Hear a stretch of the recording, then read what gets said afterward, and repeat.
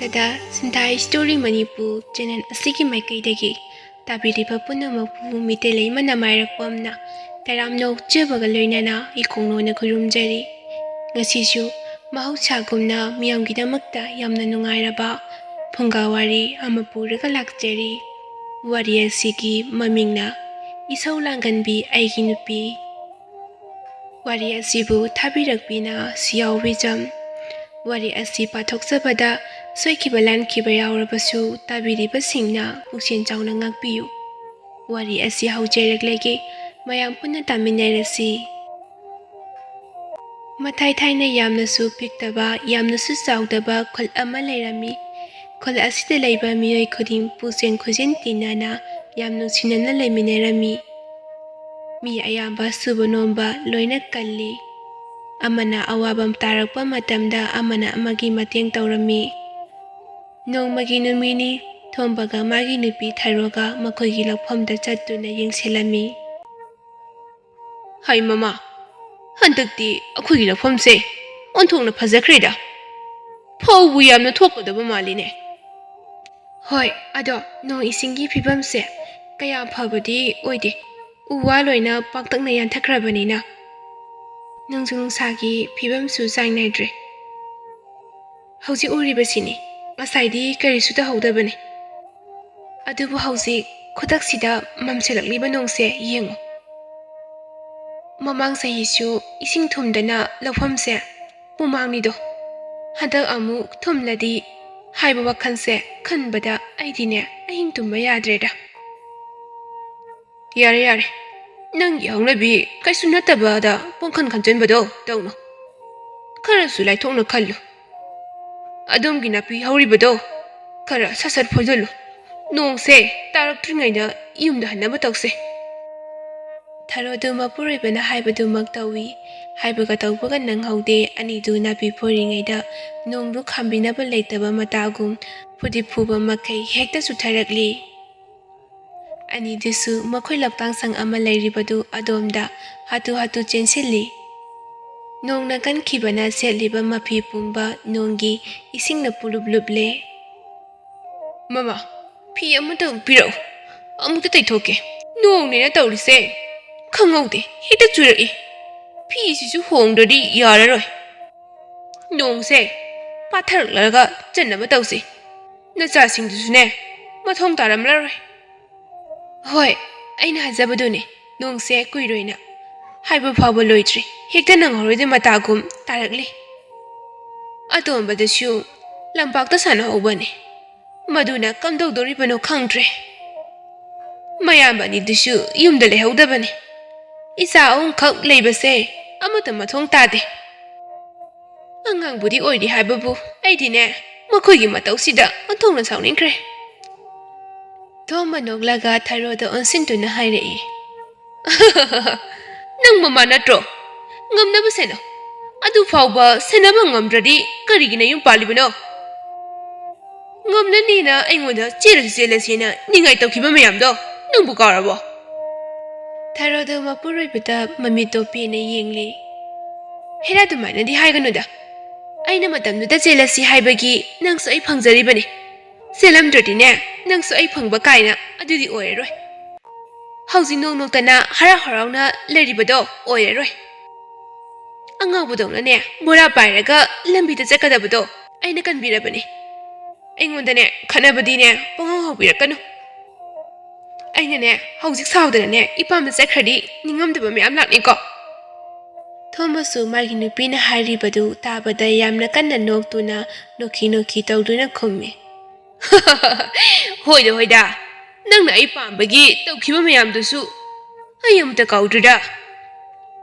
nangna aise asingbudadi phabanine migi mangda phajadena aina senbani haibani wari mayamdo amata nisingdra bro napamna nangna sauraga sakrabaso aidi atombi am hek lauraga nungaini hekta leithokpa haibaduni Nasa phangye nang loina pukhrani ithante singna leidu saru adomi am thiraga nungani hekta leithokba haiduni Mapure bana karisu tawdana hairakliba wadu tabada Thabadi sauningli aduna thombada onsiduna magi hongnabi tawrakli. Ho phaye phaye yamna phai nang ki atomiduna ne aingudagi kyam phagedo yengba taridana. Nabem aigumna phaba nupidine napunsida ne thirabasu phangroi. Aina sum phadokpasida iyarani matagum panghaidine haibirakanu. Aina saurina ne saudabani. Na cha chaurapa kansane pakhang sadana nupi amuk thigi hariro. Aise karisu khandre haibani. Ngasi makne ipamda chakhiniye ai asi haraga thabadu ngeklangna phamdairaga kapkre. Thombadi thabagi moongduda nuningbana loire. Heknolubada kainomdi soidana tawraklani khangbana matumina leisili. Thabadi mana kapadu thembirakadra nangaibani adubu thombana magi thokpa tumina leibaduda hena saukre. Hamlamadagi puklangna haugalle aduga sauna chairami. Aina boni nungsidana ngasaidagi kapise nang karisu thausadana leibaneba. Nangne nang ngasi habu numisidagi aiga loirabani. Nang aibu laurise nupi atambi thiraga aibu orkena khalaga lauriba natro. Thabagi wadu marak sathatuna thombasu hairei.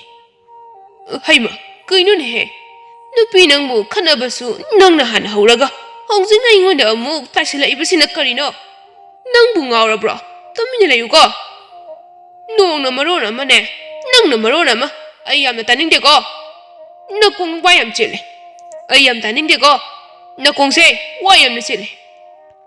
Oh phai nang aina haba wasu amata taningdraba natro lehoro natu atonbido nangna pamjaba ama thiraga nungaina lehoro aidine isa puraga ngasi masakhrani. Asi haramnaga thabadu nongdari haiba khangdab gamgam launa chakkhare. Wa ama isai soina batare haiduna thombasu nonglaktuda thabagi matung ilakli. Thabasu nonglaktuda yamna penda masinda kari ro kharasu murung sonduna chatli. Pharoye pakhang oiringaidagi hongna aibune aithokpa manba maong motawdo yamna uroklabani. Aina pangwi oibane ne karisu khanjandabani. Aibuna sibiba nupa ama lairabani ko hainane ima ipana yadrabasu matung ilakhibani. Haujingna sakthire atombi ama pami khanaba hauribani mase. Asugam pamdragabu aibu kaidawagi manakta laidoino lairoye mathana nungaina ne nupi ama laktri phabo laijani. Kaidawjarunege isa humse punna ipamda lairaga ne nungaina hingtoke. Asi haina ngangangda lakpana mayumsi yoksilakle. Thomasu magi tungda labna inerakpadu ubada amusu sauna ngangle. Kaidawba laklibano khangdene haujikta phaba saraga itungilakpasu sai. Mana khamlabasu aitine chaladabone yade haiba amadine khangandrarine yararoi. Mana ngami matagum adum tawbasidine ayamna pendeda. Imung hek sangbaga masa humdu koikau kauraga hek thirami. Hai noi kai da laige sasa tholao haujik mangne nabu hoida chatoini napana ne yumda lebe yaroi namatona ma puselakani ne hai aduna ne ima isa khoidine chasi. Mamana nganglidu masa ahumdu taramale sakhumlomdagi mari hek tholai. Ahanduna mamada onsinduna hai. Ima karino pabana imaton purakni haidi. Imana kari harurage. Imana pabada isau langsiluba soidana oiramni. Ada pabasu sauraga haiba oiramni ai khangi. Thabadu masanupa thoibada phaine hek yengi aduga isau sauna hairei. Hai anga nene kari khangi. Aise isau yamna Langanbi tahalakanu ko. Aina hairibasini nakhoi pudaba firon khara yomsilu aduga ne chetlasi. Akhoi leheningdraba yomsidane kuina leigumsi. Ima noi khanaraga haujima hekda chasi haibu kaino. Aidi zabang moi ko pabaga lehongni. Noi gi hongnabi nga khanabaga ima gi hongnabi ibo hoida chasina tawrisai. Kayamdi yame. Ngayang matong malhalaga chatpra susat nate. Pabna themada dum tethadawribani ngasiju. Imana saurido kem kanare ko duseru 피 ꯆꯣꯠꯂꯤꯗꯨ ꯍꯣꯡꯗꯣꯛꯎꯔꯣ ꯅꯁꯥꯗ ꯑꯃꯨꯛ ꯅꯥꯔꯛꯀꯅꯤ ꯊꯣꯏꯕꯗꯤ ꯄꯥꯈꯪ ꯐꯥꯔꯕꯅꯤꯅ ꯋꯥꯈꯜ ꯇꯥꯏ ꯃꯃꯥꯒ ꯃꯄꯥꯒ ꯍꯦꯛ ꯈꯟꯅꯕ ꯈꯨꯗꯤꯡꯒꯤ ꯃꯃꯥꯅ ꯁꯥꯎꯗꯨꯅ ꯃꯄꯥꯝꯗ ꯆꯠꯂꯅꯤ ꯀꯥꯏꯅꯔꯅꯤ ꯍꯥꯏꯕ ꯋꯥꯍꯩꯁꯤ ꯇꯥꯃꯟꯗꯅ ꯃꯥꯗꯤ ꯑꯋꯥꯕ ꯑꯃ ꯑꯣꯏꯔꯕꯅꯤ ꯀꯅꯥꯅ ꯁꯣꯏꯔꯤꯅꯣ ꯍꯦꯛ ꯊꯤꯖꯤꯜꯂꯨꯕꯗ ꯃꯃꯥꯅ ꯍꯦꯛꯇ ꯁꯣꯏꯕ ꯑꯣꯏꯔꯝꯅꯤ ꯑꯗꯨꯅ ꯉꯁꯤꯁꯨ ꯃꯃꯥꯗ ꯆꯩꯔꯤꯕꯅꯤ ꯃꯅꯥꯎꯅꯨꯄꯥ ꯌꯥꯏꯃꯁꯨ ꯈꯔ ꯆꯥꯎꯔꯕꯅꯤꯅ ꯋꯥꯈꯜ ꯇꯥꯏ ꯑꯗꯨꯕꯨ ꯑꯇꯣꯝꯕꯗꯨꯗꯤ ꯑꯉꯥꯡ ꯈꯔ ꯑꯣꯏꯕꯅ ꯉꯁꯥꯏꯗꯒꯤ ꯉꯥꯡꯅꯔꯤꯕ ꯃꯌꯥꯝꯗꯨ ꯑꯃꯗ ꯑꯃꯨꯛ ꯌꯦꯡ ꯇꯧꯗꯨꯅ ꯂꯩꯔꯤ ꯃꯇꯝꯗꯨꯗ ꯊꯣꯝꯕꯁꯨ ꯃꯁꯥꯗꯨ ꯏꯆꯣꯠ ꯆꯣꯠꯄ ꯃꯈꯩ ꯆꯪꯉꯛꯄꯗ ꯎꯏ ꯃꯃꯥ ꯀꯔꯤꯅꯣ ꯍꯥꯏꯕꯅꯤꯗ ꯅꯣꯡ ꯑꯁꯨꯛ ꯀꯟꯕꯁꯤꯗ ꯅꯪꯅ ꯂꯥꯟ ꯂꯥꯛꯄꯗꯧꯅ ꯐꯔ ꯍꯦꯛꯇ ꯆꯠꯈꯤꯕꯗꯨꯕꯣ ꯅꯪꯅꯦ ꯈꯔꯗꯤ ꯍꯦꯃꯜꯂꯕꯅꯤꯀꯣ ꯆꯠꯂꯣ ꯑꯩꯒꯤ ꯈꯨꯗꯩ ꯑꯃꯇ ꯄꯨꯊꯣꯔꯛꯑꯣ ꯂꯣꯏꯅ ꯆꯣꯠꯂꯦ ꯇꯧꯔꯤꯁꯦ ꯉꯝꯖꯗ꯭ꯔꯦ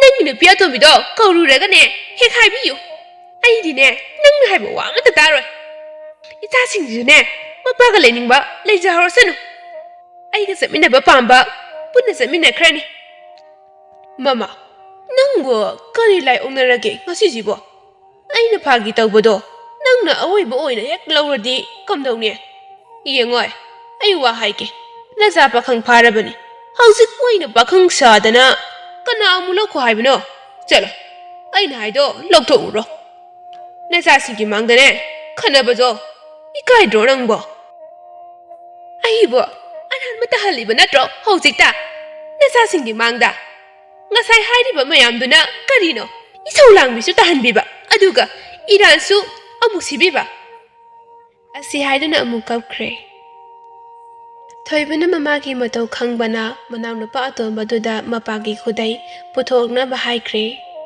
ꯌꯥꯏꯃ ꯅꯪ ꯆꯥꯛꯈꯨꯝꯗ ꯆꯪꯉꯨ ꯑꯗꯨꯒ ꯏꯁꯤꯡ ꯈꯔ ꯊꯥꯡꯀꯠꯂꯨ ꯄꯥꯕꯒ ꯏꯃꯥꯒ ꯏꯔꯨꯖꯅꯕ ꯍꯣꯏ ꯇꯥꯆꯧ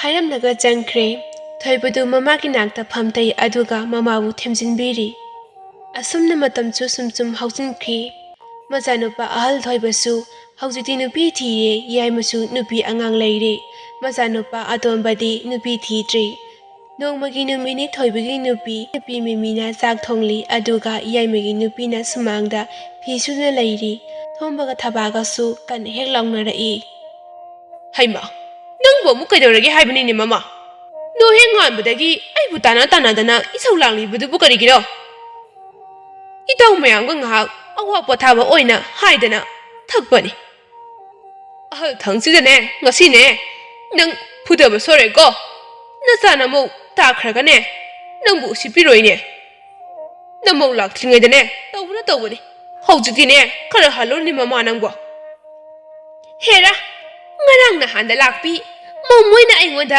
ꯎꯁꯤꯠ ꯊꯑꯣꯏꯗꯕ ꯌꯥꯕ꯭ꯔꯣ ꯑꯩꯁꯦ ꯌꯨꯝꯁꯤꯒꯤ ꯃꯕꯦꯝꯃꯅꯤ ꯑꯩꯅꯕꯨ ꯌꯥꯗ꯭ꯔꯗꯤꯅꯦ ꯃꯣꯏ ꯂꯣꯏꯔꯕꯅꯤ 이만이 가나버시다네 이사무 부실라가네 와 태동나버네 각시미누 낭기나 따네 아이 로이나 강이고 아이는 나하 어린애다수 타로이 하이나네 와스키버네 하우직나 나타우 마야운가 아와 버타버기 탁리버네 하이버수 사리네 나시네 아이기 미운 아랑비도 카락라디네 나사나 모기 막스네 좁버낭니 아두냐네 이반이 각네 따가다보 모옹다네 와로시나시 마둥 마나우네 유 아무 하나 탁기게 하이브로 토마소 신나바 딴바가 마자마 모나 따크라디 아무 소빠니 칸바가 와두 댄실리 아두가 타로이 하이나수 와삭리 토마나 타어로이 까이나 하이브두다 타바두 얌나 하라우제이